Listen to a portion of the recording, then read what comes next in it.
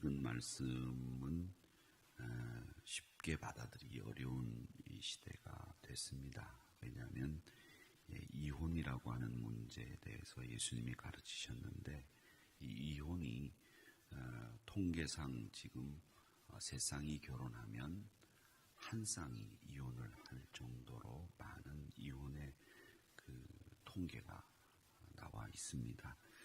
이 이혼 문제에 대해서는 이 가톨릭과 기독교는 아주 보수적인 태도를 취하고 있습니다. 이혼을 허락하지 않고 있지요. 그리고 이혼을 했을 경우에는 교회 앞에서 자신의 행동 거지에 대해서는 제한을 가하는 이런 법률적인 교단법들이 많이들 만들어져 있습니다. 우리 개신교의 신앙의 기준이라고 하는 여러 가지 기준들이 이혼을 금하고 있다라고 하는 것을 알 수 있고, 우리 교단 헌법은 목사와 장로에게는 이혼을 허락하고 있지를 않습니다. 그리고 이 문제는 이 삶의 아주 중요한 문제가 돼서 이 문제를 어떻게 교회가 가르쳐야 되느냐라고 하는 문제를 신학자들도 그렇고 현장에서 목회하는 목사들도 굉장히 어렵게 생각하고 있는 문제입니다.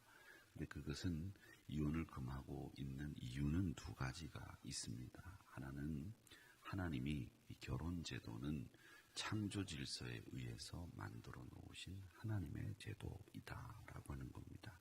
그러니까 하나님이 한 남자를 만들고 한 여자를 만든 이 본래의 취지, 이게 창조 질서이기 때문에 한 남자와 한 여자가 같이 사는 것, 부모를 떠나 같이 사는 것은 하나님의 창조 질서다라고 하는 겁니다. 그리고 이 성경이 참 오묘하고 하나님이 참 지혜로우신, 우리의 지혜를 뛰어넘는 그런 분이다라고 하는 것은 이 결혼을 하면 그 부모를 떠나서라고 하는 이 말이 가지고 있는 여러 가지 함축된 의미들을 생각해 볼 수 있는데, 오늘은 그 이야기까지 이야기하면 길어지니까 이 창조 질서에 의해서 하나님은 이혼을 금하고 있다라고 하는 것이고, 두 번째, 결혼이 이혼으로 가지 않아야 될 이유가 뭐냐면 이 하나님께서 이 결혼의 권위를 주셨다는 겁니다. 그러니까 결혼이 권위를 갖는 것은 하나님께로부터 비롯된 일이지 사람으로부터 비롯된 일이 아니라는 겁니다. 그래서 9절의 말씀에 보면 하나님이 짝지워 주신 것을 사람이 나누지 못한다라고 되어 있는 이 말은 결혼이 사람으로 비롯된 것이 아니고 남녀가 눈이 맞고 서로 사랑하기 때문에 결혼을 한 것이지만 이 권위는 하나님으로부터 우리를 엮어주신 분이 하나님이시다라고 하는 것을 말씀하고 있습니다. 그래서 창조 질서에 의해서 한 가지, 그리고 그 권위가 하나님으로부터 비롯됐다라고 하는 한 가지에 의해서 이 기독교인은 이혼해서는 안 된다라고 하는 법을 만들어 놓은 겁니다. 불교에서는 부부가 되려고 하면 전생에 8,000겁의 세월을 기다려야 할 만큼 대단히 큰 인연이라고 가르치죠. 1겁이라고 하는 게 뭐냐면 100년마다 선녀가 하늘에서 내려와서 사방에 15km 정도 되는 이 바위를 옷깃을 이렇게 스치고 지나갑니다. 옷깃 다시 옷깃, 옷으로 이렇게 15km 되는 바위가 있는데 그걸 이렇게 선녀가 100년에 한 번씩 내려. 몇 년에? 여러분들은 하도 요즘 큰 난이를 들어가고 놀라지를 않는데 100년에 한 번씩 내려와서 옷깃으로 15km 정도 되는 바위를 이렇게 스치고 가요. 그러면 스치고 가는데 100년에 한 번씩 와서 옷깃으로만 15km 정도 이렇게 큰 바위를 이렇게 스치고 가서 그 바위가 다 닳아서 없어지는 게 1겁이에요. 그러니까 그 1겁이 8,000번 돼야 된다는 거예요. 8,000번의 겁이 지나가야 부부가 된다는 거예요. 그 부부는 보통 인연이라는 거 아니에요. 보통 인연이라 아니라는 거죠. 선녀가 100년에 한 번씩 내려와서 100년에 한 번씩 내려와서 옷깃으로 스쳐도 이것도 다 닳아서 없애는데 얼마나 걸릴지 생각이 안 나는데 불교에서는 그렇게 가르칩니다. 그러니까 얼마나 인연이 깊은 이야기냐라고 하는 것이죠. 불교적인 해석이지만 이 이야기는 부부가 그만큼 소중한 관계다라고 하는 걸 이야기하기 위해서 제가 인용을 한 것이죠. 기독교는 이걸 하나님의 섭리로 해석을 합니다. 에베소서 1장 4절의 말씀에 보면 우리 그리스도인들이 만나는 것은 창세전에 그리스도 안에서 우리를 택하셔서라는 표현을 씁니다. 그러니까 이 표현을 사용하고 있는 것은 결혼이나 사람이 만나는 것은 그 안에 하나님의 섭리와 신비가 들어있다라는 말입니다. 그런데 이 현대사회의 문제 중에 하나는 결혼이라고 하는 문제에 있어서 우리 현대인들이, 신앙인들이 하나님을 제외한다는 겁니다. 자기들끼리의 문제라고 생각을 하는 게 문제입니다. 부모님도 마찬가지입니다. 부모님들도 이 결혼을 아이들끼리의 문제, 집안 대 집안의 문제라고 생각하기 때문에 문제가 생깁니다. 그래서 이 결혼을 신성하게 만들기 위해서는 그 결혼에는, 그 가정에는 항상 하나님이 함께 하신다라고 하는 것을 기억해야 됩니다. 근데 오늘 이 말씀은 왜 했느냐 하면 이 이혼 증서를 써주는 것은 유대인들에게 어떤 의미냐면 여자를 원래 보호하기 위해서 이혼 증서를 써주었습니다. 그러니까 가부장적인 시대의 이 남자들이 자기 아내하고 살기 싫으면 여러 가지 핑계와 누명을 대서 여자를 쫓아내는 일들이 많았어요. 얼마 전에 뉴스를 여러분 보셨지만 이슬람은 아직도 이 핸드폰 문자로 여자에게 나 너 싫어서 이혼한다 3번만 문자를 보내면 그게 합법적으로 이혼이 가능한 법적인 장치가 있다. 그래서 그게 여성의 인권을 유린하는 가장 대표적인 이슬람 법이다. 이렇게 이야기를 했는데 유대인들도 고대 사회에서는 야, 너 싫다라고 하면 싫다는 말 안 하고 합법적으로 누명을 뒤집어 씌워서 내쫓아버린다는 겁니다. 같이 살기 싫다. 딴 여자하고 살고 싶다. 이러면 말이죠. 그래서 야, 왜 아침에 늦게 일어나느냐? 나가라. 그러면 가야 되는 거예요. 왜 아침밥 안 해주느냐? 나가라. 그러면 다 나가야 되는 거예요. 여기 앉아 계신 권사님을 비롯한 여자분들 중에 이런 누명을 씌워서 만약에 남자가 쫓아내면 안 쫓아내질 분이 거의 없다라고 생각하시면 됩니다. 거의 다 쫓김을 당한다는 거죠. 왜 내가 교회 가지 말라고 그랬는데 교회 갔느냐. 이거 핍박이죠. 그런데 이혼은 못하잖아요. 그런데 유대 고대 사회에서는 그런 핑계와 누명을 뒤집어 씌워서 이혼을 해버린다는 겁니다. 그런데 이혼을 한 여자는 문제가 뭐냐면 이혼을 당하면 다른 남자와 결혼을 하거나 살 수가 없는 겁니다. 혼자 살아야 되는데 고대 사회에서 여자들이 할 일이 있습니다. 요즘처럼 여자분들이 경제적인 능력을 가질 수 있는 기회가 없기 때문에 여자가 혼자가 되고 자식이 없으면 이건 그냥 사회 가장 낮은 그 계층으로 추락을 해버리면서 죽음을 맞이할 수 있는 상황이 됩니다. 그렇기 때문에 모세는 그렇게 너희들이 핑계와 누명을 대서 여자를 쫓아내더라도 여자는 죽이기까지는 하지 마라. 그런 의미로 이혼 증서를 써서 보내는 겁니다. 그 이혼 증서는 어떻게 내용이 되어 있냐면 어디 출신 아무개 딸인 아무개를 이혼하고 집으로 돌려보냅니다. 당신은 자유이고 당신이 원하는 대로 소원하는 대로 결혼할 수 있고 그 누구도 그걸 방해할 수 없다. 이건 모세와 이스라엘 율법에 의한 이혼 문서이며 이혼 법률이며 이혼 증서이다 라고 써서 이혼 증서를 줘서 보내는 거예요. 그러니까 이혼하는 것도 사실은 말이 안 되는데 이혼 증서 써줘서 보내는 것으로 이 여자의 노후 생활이나 이후 삶을 책임질 수 없지만 자유롭게 이 여자가 자기 삶을 보장받을 수 있는 제도로 이혼 증서라고 하는 걸 만든 거예요. 근데 그 요즘 사회에서는 이 이혼 증서도 말이 안 되는 거지만 이혼 증서는 그렇게 해서 자꾸 쓰다 보고 남발이 되다 보니까 신명기 24장에 보면 이런 말씀이 있습니다. 수치스러운 일이 그에게 발견되면 써줘라. 이렇게 법이 나중에 바뀌게 되는 겁니다. 그리고 그 수치스러운 일이 도대체 뭐냐? 이 수치스러운 일이라고 하는 것을 광범위하게 우리가 해석할 수 있잖아요. 이것도 수치스러운 일이다. 아니다. 그거 수치스러운 일 아니다. 이렇게 얘기할 수 있는데 이게 유대 학파에 학파들이 많이 있습니다. 유대교에도 그 사람들이 나름대로 수치스러운 일을 해석을 했고 그 해석에 의해서 유대 학파들이 제일 유명한 유대 학파가 두 학파가 있어요. 하나가 삼마이 학파라고 하는 학파가 있고 힐렐 학파라고 하는 이 랍비 이름을 딴 학파들이 수치스러운 일을 가지고 해석을 하고 난리를 친 적이 있는데 그 이야기는 나중에 하기로 하고요. 이런 논쟁이 벌어졌던 말씀이 신명기 24장 1절 말씀입니다.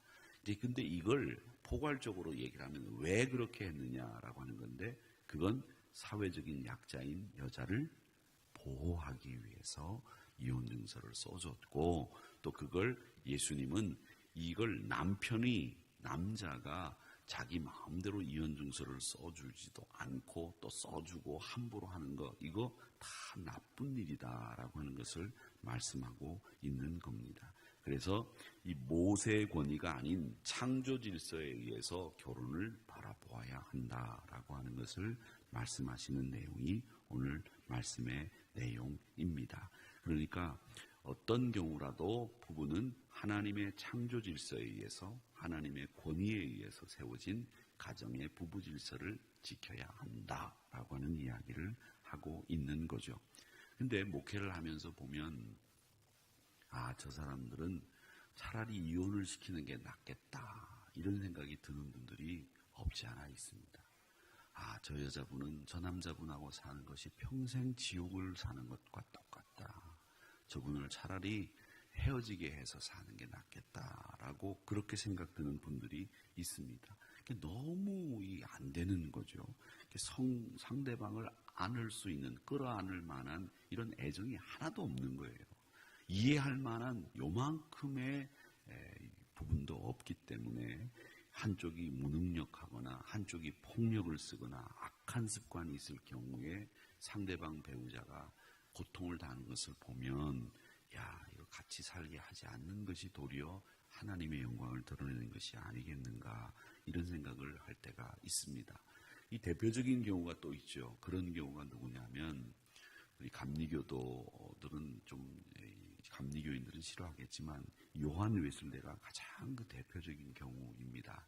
요한 웨슬레는 감리교를 창시하고 영국 부흥운동을 일으킨 경건운동의 대표적인 분이지만 요한 웨슬레의 결혼 생활은 정말 불행했습니다. 제가 가끔 설교 시간에 말씀을 드리지만 요한 웨슬레 목사님 그 사택에 교인들이 이렇게 가끔 찾아가면 늘 목사님의 머리는 사모님 손에 붙잡혀 있었다라고 그렇게 기록이 되어 있을 정도로 웨슬레 목사님의 머리는 누가 잡고 있어요? 사모님이 잡고 있었다는 겁니다. 그래서 문을 열고 목사님하고 들어가 보면 목사님의 머리채는 늘 사모님이 잡고 있었다. 한 번도 그런 경우가 없었다 할 정도로 웨슬레 목사님은 불행한 결혼 생활을 하셨습니다. 그래서 세계 3대 악처를 꼽으면 소크라테스의 아내가 악처로 대표적인 여자죠. 그 다음에 요한 웨슬레 목사님의 사모님이 두 번째 세계적인 악처이고 그 다음에 이 세 번째가 욥의 아내를 이 세상에서 가장 악한 악처로 그렇게 이야기를 합니다.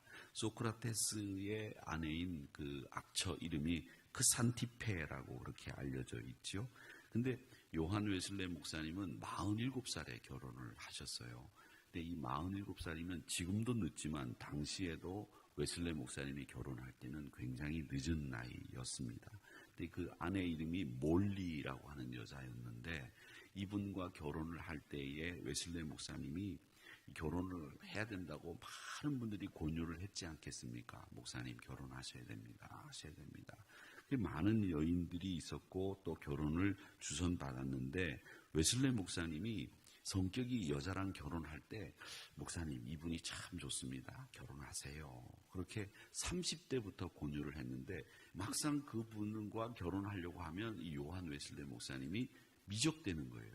그리고 이 약간 우유부단한 행동을 보이셨어요. 그래서 웨슬레 목사님의 평전을 읽어보면 왜 웨슬레 목사님이 이 결혼 문제에 대해서는 그렇게 단호하지 못했는지 도무지 이해가 안 된다. 그 부분을 하나님이 이렇게 쓰시려고 이 웨슬레 목사님에게 여자를 선택할 때 미적거리고 우유부단한 성격을 주시지 않았겠는가. 그렇게 생각을 하고 그렇게 평전을 쓰고 있습니다. 그러다 보니까 웨슬레 목사님이 미적대고 시간을 끌고 우유부단하니까 여자분들이 이분이 나를 싫어하는구나, 나랑 결혼할 마음이 없구나 떠나는 거예요.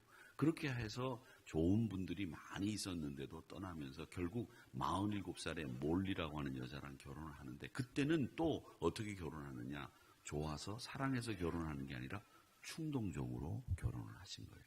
그래가지고 구원하고 15일 만에 결혼을 하는데 형제들하고도 상의도 하지 않고 그냥 결혼을 합니다. 근데 그 여자가 처녀였느냐? 아닙니다.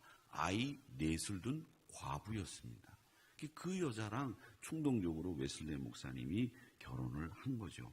그런데다가 또 요한 웨슬레 목사님은 사실은 한 가정의 가장이 되기에는 좀 부족한 면이 없잖아 있었습니다. 왜 그러냐면 매일 설교를 3-4번씩 하고 평생 42,000번 정도 설교를 하신 것으로 통계가 나와 있는데, 집을 오랫동안 비우시고 또 다른 여자들에게는 굉장히 친절하게 대하셨대요.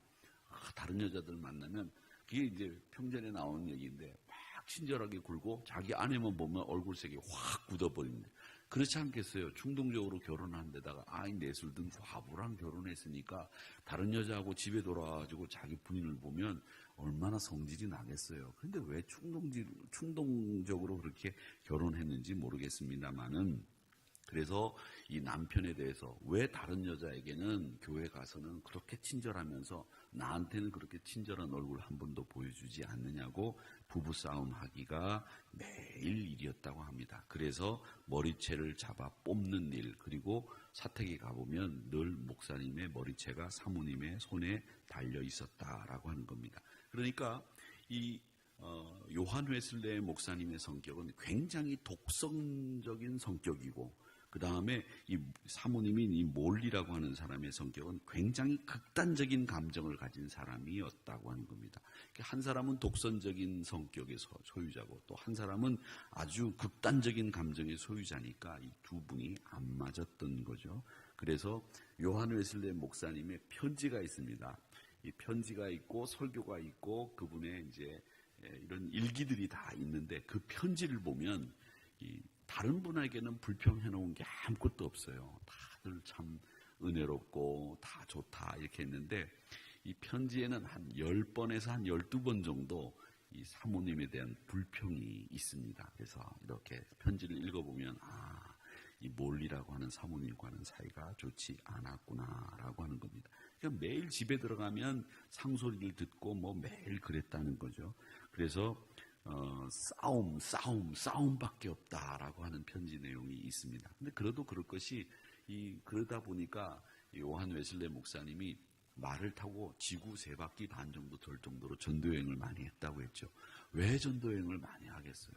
집에 들어가기 싫으니까 전도만 하셨다 이렇게 얘기를 하시는 거죠. 그러니까 그런 내용들이 있다는 겁니다. 그러니까 목사님들이 가끔 그런 목사님들이 있어요. 저는 교회를 위해서, 성도를 위해서 기도를 하기 위해서 강대상에서 주무신다. 근데 그런 강대상에서 주무신다는 본을 볼 때마다 저는 요한 웨슬레 목사님을 생각합니다. 왜 강대상에서 주무실까라고 하는 겁니다. 아니, 집 놔두고 왜 강대상에서 주무세요? 이건 잠자는 데가 아니고 기도하는 데죠. 근데 여기서 잠을 안 자고 어떻게 지낼 수 있습니까? 그러니까 그런 것들이 좋은 것처럼 생각하지 마세요. 우리 목사님은 잠을 주무시는데 집에서 안 주무시고 저녁밥만 잠깐 가서 드시고 와서 여기서 기도하시면서 주무신다. 그 문제가 있는 거예요. 감정이나 어떤 판단이나 정서적으로 정상적이지 않은 것은 문제가 있다. 하루 이틀이면 모르고 일주일 열흘로 정해진 기간이면 모르는데 매일 그러시는 분들이 있다면 그건 요한 웨슬레와 몰리 사모님을 생각하시면 된다라고 하는 겁니다.